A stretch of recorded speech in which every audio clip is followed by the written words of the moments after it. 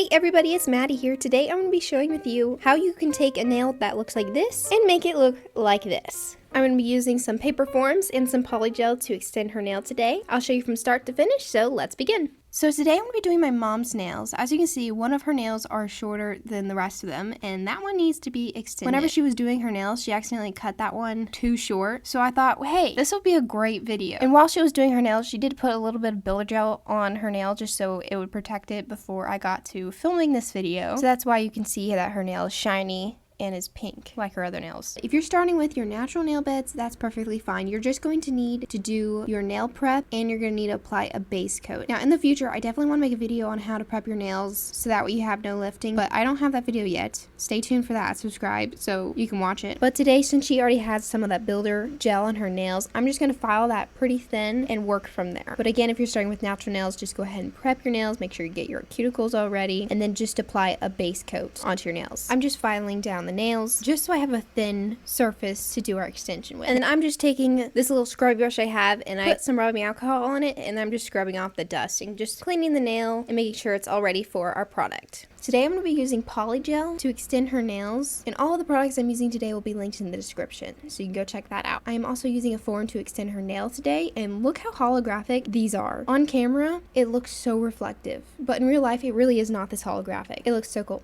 Anyway, I'm taking the form off. I'm going to place that onto my nail like this as I'm showing you. And you want that form to be underneath your natural nail, very close. You don't want too much of a space because whenever we apply our product on there, you don't really want like a ledge like going down your nail, if that makes sense. So take your time with this, make sure it looks good, and then of course pinch the bottom of it so it sticks together and creates a nice natural round shape that fits your nail. And then to apply the polygel, I'm using just a plain orange wood stick to apply it. I know lots of people will use brushes to apply it, but I found that using a stick actually works better than a brush. Then also I have in this little dish some isopropyl alcohol, which I'm going to use to dip my little cuticle stick in, so that way whenever I press onto the gel it doesn't stick. So I'm just taking a little bit of that polygel. I'm using this beautiful pink color just so it would kind of match the nail she already has. And what you want to do is you're just going to apply that builder gel on the tip of your nail or where you're extending it. I like to think of it as playing with Play-Doh because that's what it looks like. And you're just going to move it around, making sure you get the side balls nice and good. And I'm also making sure that the transition between the natural nail bed and the new product that we're adding is nice and flat, just so I don't have to come back and file it as much on there. I always like to spend more time on the application of my products rather than doing it quickly and then I have to file a lot more afterwards. So spend more time on the application. We are going to come back and file and make sure everything's smooth once we are finished applying the polygel, but just go ahead and move that the way you want. And since this is a gel, it's not going to dry till we put it in the lamp, so you can work as long as you want, making sure everything looks perfect. I always like to make the nail a little bit longer than what I'm wanting the end result to be, just because I know that when I'm going to file it, I'm going to make it a little bit shorter. And once you're happy with the way the nail is looking, you can go ahead and cure that in the lamp for 30 seconds. And then we're going to take off the form by pinching it and then pulling it off like this. And then I'm just going to take a little piece of paper towel. I dip that in some rubbing alcohol and then I'm just going to wipe off that tacky layer that's on the gel before we can begin with filing. Now, if you look really closely, you can see that there's one area of the nail that's white, and that's because on the polygel tube there was a little bit of white polygel in there, but it's not supposed to look like that. It was just dirty, the bottle was, or tube. And then I'm just taking my nail file and filing the shape that I want, and also going on top of the whole thing, making sure the top of the nail surface is nice and smooth, and just filing it to my shape. And of course, once I'm happy with that, I like to use my little scrubby brush and I put a little bit of rubbing alcohol in that brush, and then I brush off all the powder, make sure the nail's nice and clean. And then I'm going in with some builder gel, the builder gel in a bottle that I use all the time. This is my favorite nail product ever. And then I'm just going to apply that to the nail just so that nail has the same color as the rest of them. Now I have some other videos that I've made with a little bit more detailed instructions on how to apply the builder gel, but I'll give it to you real quick here. I first apply a thin layer of the builder gel on top of the whole nail, and this is called the slip layer. And I like to think of it as a map of where you want the rest of your product to go. So spend time on that layer, and then once you've applied that, grab a little bit more product on your brush, like a little blob, and you're going to place at the center of the nail. You're going to go back and forth like I'm showing you. You're going to swoop it in order to go down the nail. And then this is optional, but I like to take my little brush and then I just use that to move the product around to where I'm happy with it.